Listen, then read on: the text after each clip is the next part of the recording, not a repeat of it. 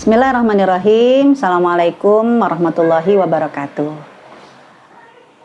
Ayah bunda yang dirahmati oleh Allah Subhanahu wa Ta'ala. Pernah kita mendengar satu hadis di mana Rasulullah SAW menyebutkan, jangan sholat kalau santapan sudah dihidangkan.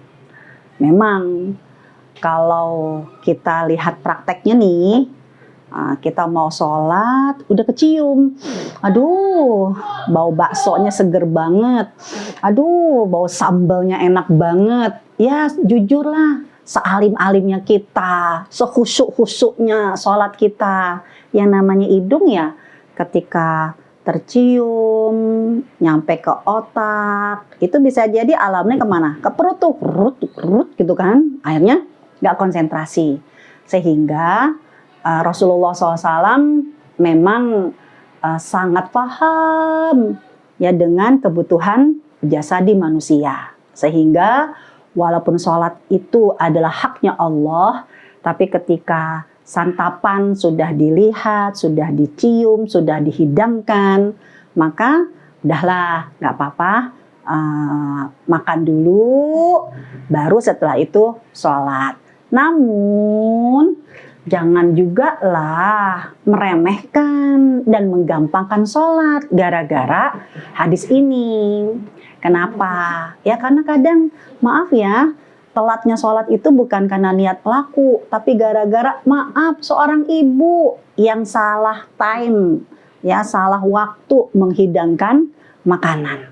Misal, terutama ya mungkin kalau di weekday itu di waktu maghrib. Kalau weekend bisa jadi di saat waktu zuhur dan juga waktu maghrib atau waktu isya. Udah tahu ini jam 12 mau zuhur. Udah tahu jam 7 malam mau isya. Please dong ibu-ibu, jangan kita lupa menghidangkan di saat momen-momen memang panggilan Allah itu sudah disiapkan untuk sholat. Akhirnya apa? Wah, kita udah uplak nih. Anggaplah weekend ya, Sabtu Minggu, karena cinta kita kepada anak-anak kita. Kita siapkan hidangan makan ya yang sudah bismillah lah, pokoknya menggoda selera. Nah, begitu jam 12 ya kita udah siapkan, kan bisa jadi kakak, adik, ayo makan. Terdengar Allahu Akbar, Allahu Akbar. Mungkin pertama satu kali dimaklumilah, loh kan Rasul bilang begitu, kalau santapan sudah dihidangkan, ayo jangan sholat, makan dulu sekali. Di hari Sabtu, hari Minggunya juga begitu. Udah tahu jam 12 itu ya pasti ada sholat zuhur. Kuplak. Sediain lagi, kakak, adik, makan. Tau-taunya Allahu Akbar, Allahu Akbar. Kan ada hadisnya. Kalau udah dihidangkan, sholat dulu. Ya perlu kita sensitif lah di hati kita. Bagaimana kalau nanti di padang mahsyar, amal yang pertama kali dihisab apa? Sholat kan? Gimana kalau Allah bertanya kepada anak kita, hai fulan, kenapa ya? Kok kamu kalau weekday nih untuk sholat subuh, zuhur, asar, cakep di awal waktu karena di sekolah. Tapi begitu maghrib sama isya, kenapa telat melulu?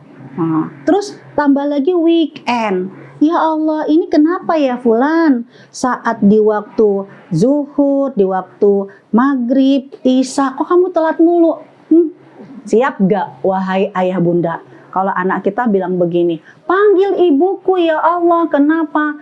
Habis kan ibuku yang menghidangkan saat mau makan, di saat itu juga nggak lama panggilan sholat. Kan nabimu yang memperbolehkan. Kira-kira gimana kalau nanti Allah akan meminta pertanggungjawaban kita? Hai ibu, kenapa engkau menghidangkan santapan di waktu detik-detik akan ada panggilan dari Allah.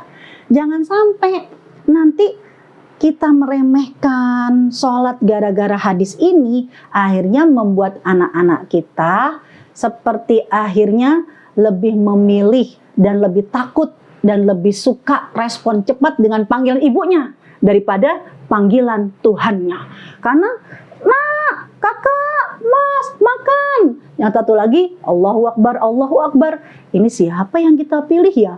Panggilan ibuku atau panggilan Tuhan ibuku? Nah dari sini, walaupun hadis ini diperbolehkan, tapi please dong jangan akhirnya menjadikan kita meremehkan sholat. Jangan sampai menjadikan kita punya hak lebih diistimewakan daripada Tuhan kita. Walaupun ya kita yang menghidangkan, walaupun kita adalah ibunya, walaupun hadisnya diperbolehkan, tapi sensitiflah. Agar anak-anak kita, walaupun ibumu memanggil, tapi ketika Tuhan ibumu memanggil, prioritas adalah Tuhan ibumu. Jadi solusinya ibu-ibu, ayo nih jam dinding taruh gede-gede di dapur. Jadwal sholat tempel di dapur agar aware. Oh, udah siap nih buat makan siang. Tapi lihat zuhur, sebentar lagi akan ada waktu zuhur. Ya sudah, jangan dihidangkan. Suruh anak-anak kita segera sholat karena adalah panggilan Allah. Setelah itu baru kita makan, karena yang kita inginkan, makan yang kita makan adalah makan yang barokah. Sedikit yang dimakan, tapi ngefek, gizi, dan juga menjadi darah daging yang lebih baik untuk anak keturunan kita. Wallahu a'lam bishawab. Akhirul kalam. Assalamualaikum warahmatullahi wabarakatuh.